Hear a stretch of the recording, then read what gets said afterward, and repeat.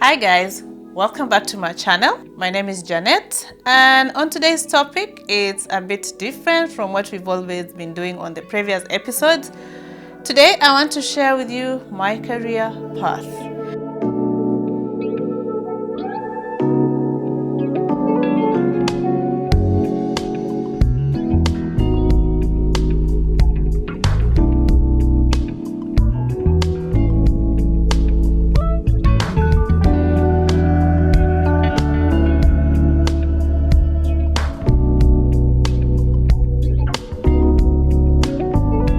In the coming few episodes, let's say 10 or 11, I'm just going to be taking you through the journey and the reason why I came to this country, because on my introduction video on my YouTube channel, I remember I told you guys that one day we are going to discuss why I have lived in Dubai for many years, more than 16 years, almost coming to 17 years. So today I'll take you through the steps of how I came to Dubai, what went through, and all the progress and all the processes. Before I came to Dubai, of course, I was a little girl. I didn't have children then. I wasn't married then. And I was working in my country, and almost half of my life I have been a flight attendant. Some people understand it as a cabin crew. Currently, I'm working for Emirates Airline based in Dubai. I'm sure most of you know. It's a big brand. And before I joined Emirates, I used to also fly in Kenya.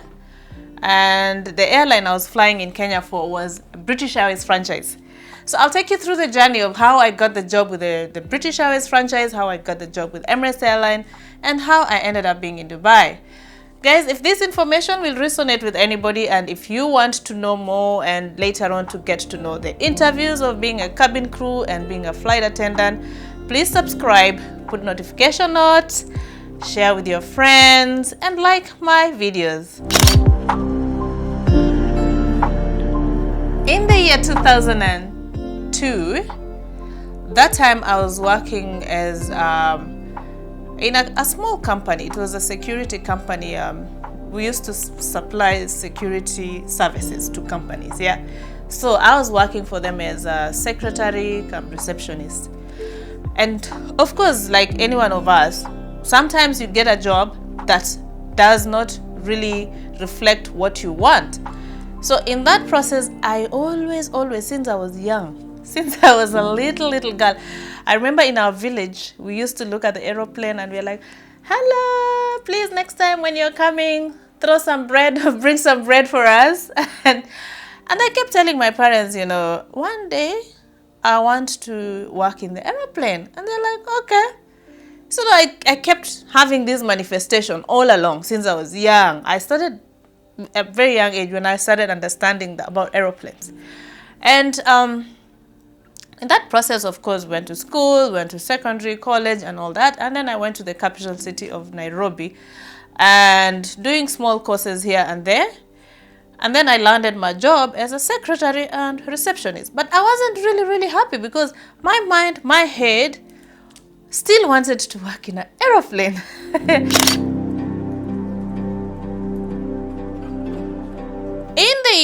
So when I finished my high school, of course, like I said, I went to the college, and then in that process, I was really doing a lot of research about working as a flight attendant, what I need to know, or what you need to study.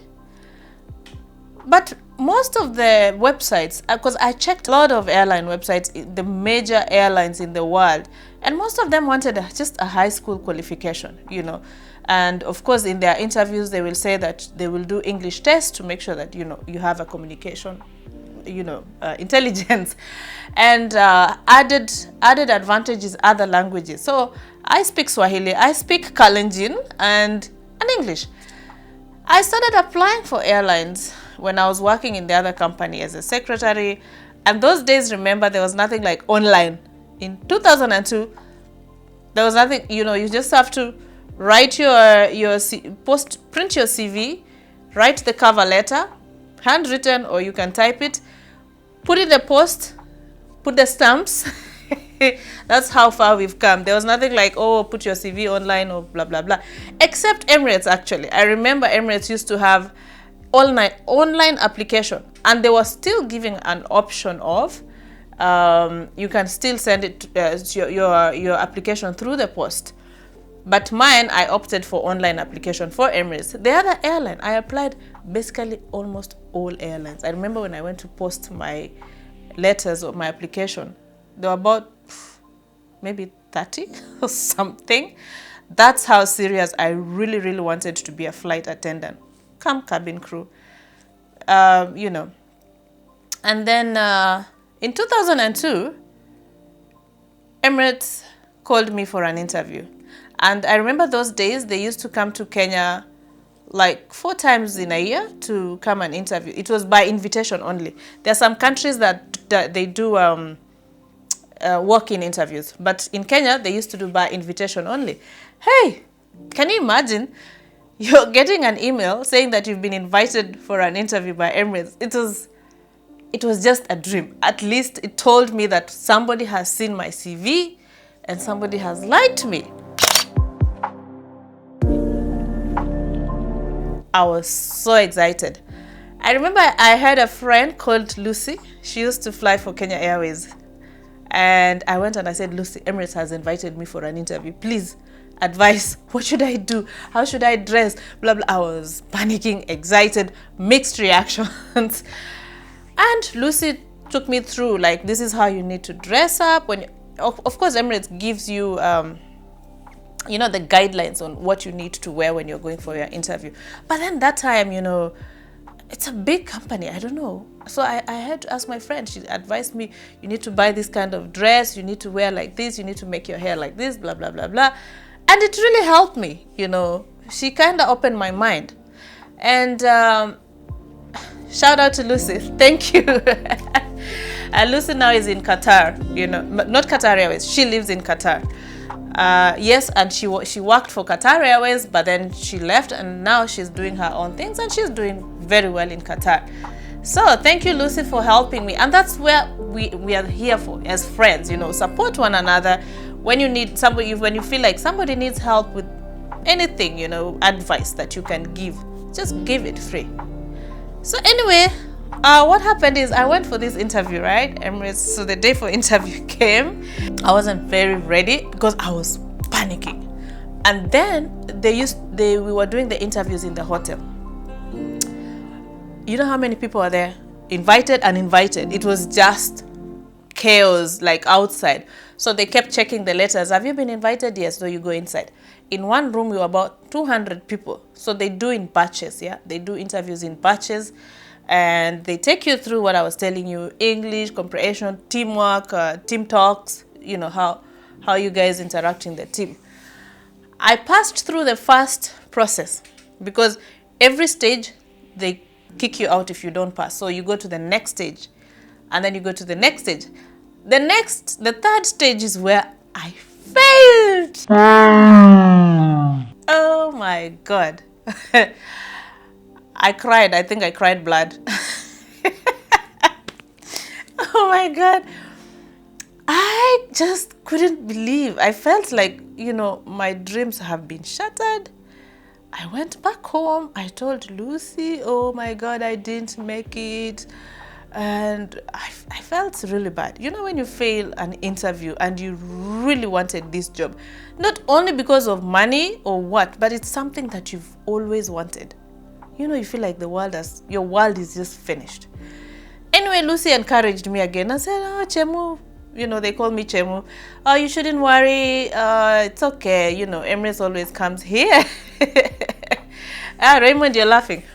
Anyway, so that day I decided, let me just sleep after the interview because by 12 o'clock, we were done because they do their interviews very early in the morning. So 12 o'clock, I went home. I had asked for permission from my other company. So I decided, let me just go because I felt really bad. The next day, when I went back to the office where I was working, I said, I am not giving up.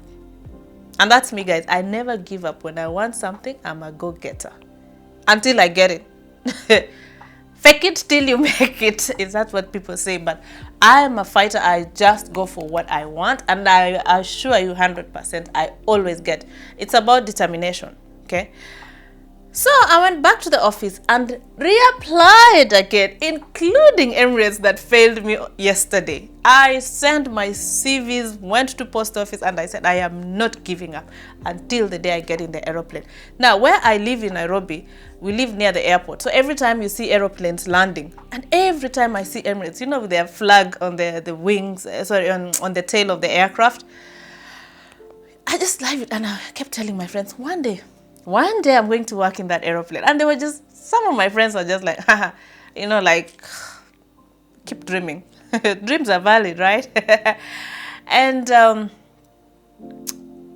so I did the interview for Emirates in February 2002.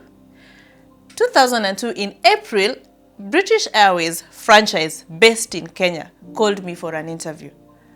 That was another excitement. Imagine 2 months in between. I got so excited. I said, this time round, I am not failing. So that was not Emirates. It was a British Airways franchise based in Kenya. So I went for the interview. We were many as well. But for some reason, I was very confident this time round. And so they asked me questions, you know, general questions. The interview there was not as tough as the Emirates interviews. So they asked me a few questions, blah, blah, blah, you know, the normal interview questions about customer service, about yourself. And, you know, I think they're also looking at the body posture, and how you talk and how articulate you are. And after 1 week or 2 weeks, I got a letter saying that you've been offered the job. Oh my God. Guys, you should have seen my reaction. I was so happy. And that was very quick for them. So they asked me, how long do you need to give the notice with the other company? I told them in a month's time. They said, okay, fine. Let us know the dates that you want to join. Anyway, I gave my resignation in the other airline. In my, not airlines, the other company I was working for. And I joined the British Airways franchise in Kenya. And now the thing with the BA franchise, we were not doing out of continent. We were doing African countries, so they were local. So most of the flights we were going and coming back. We are not having layover. Layover means that you're stopping over in a particular country to sleep over. Sometimes we could sleep in South Africa, but depends on the operation. So most of the flights we were coming back to Nairobi. I flew for this airline and I really loved it as well. So that gave me, you know, a bigger idea of being a cabin crew, being a flight attendant. And now I feel like I'm ready now to work for a bigger airline, you know, because this was just not British Airways. It's just a franchise.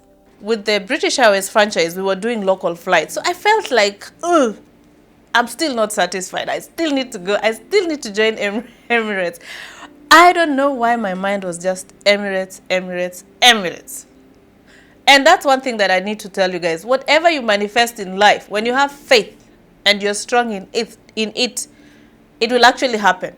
My mind was just like Emirates, Emirates, Emirates. So I flew for this airline back home, and I kept, updating my CV online with 𝐃𝐈𝐒𝐂𝐋𝐀, because they were encouraging people, whatever little training that you've added, go and update your CV, because they have a big database of the applicants. Yeah.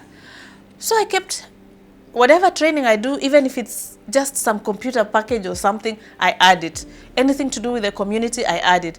Anything to do with the church, youth, service, what, I was adding it. I kept adding, update my CV for 2 years. That's how serious I was. 2004, guess what? I was invited by Emirates for another interview. Actually, no, it started in 2003, because it took quite some time, probably, if I'm not wrong, either 4 to 6 months. It's been a long time, so I can't even remember, because their interviews were like in progress. So they invited me for an interview in 2003. I went for the first interview, the same process like what we did in 2002. Yeah, it was 2002 beginning, yeah, February. So 2003, December, they invited me for an interview. I need to tell you the outcome of the interview of Emirates after they called me for the second time after 2 years going on the first interview, remember? So stay tuned for my next episode, because like I said, it's going to be a series of episodes coming talking about my career path. Okay, having said that, what I learned working as a secretary receptionist, and then I joined the British Airways franchise, and now I'm applying for Emirates again. What I'm going to tell you, anybody who is aspiring to be a cabin crew or flight attendant or anything that you want to be in life, never ever give up. Fight for what you want. Go for it. Work towards it. Because you cannot just sit in the house. Even God said, work hard and I'll help you, right? Don't just sit and say, oh my God, please help me. And you're doing nothing about it. You have to. If it means hustling and doing whatever you can to get what you want, you will. I'm a believer of attracting the energy from the universe. You know, when you pray, it comes back. What you ask, it comes back. The most important thing is to have faith, you know. Have faith in what you're asking for. Work towards it, and it will come. So I hope you enjoyed my episode today. My career path as a flight attendant, as a cabin crew. So please stay tuned to my next coming episode, especially for those people who want to be cabin crew one day. Yes, I know at the moment things are all way high with the corona and COVID. It's not going to be permanent. There's nothing permanent in this world. Aviation will go back to where it was before the corona, and interviews will happen again. Employment will happen again. Just keep that in mind. And you want to hear advice from someone who is hands-on, who is on the job, and who knows exactly what they are looking for. So, if you liked today's episode, please subscribe, put your notification notes, share, and comment, like, and see you next time, guys. Bye.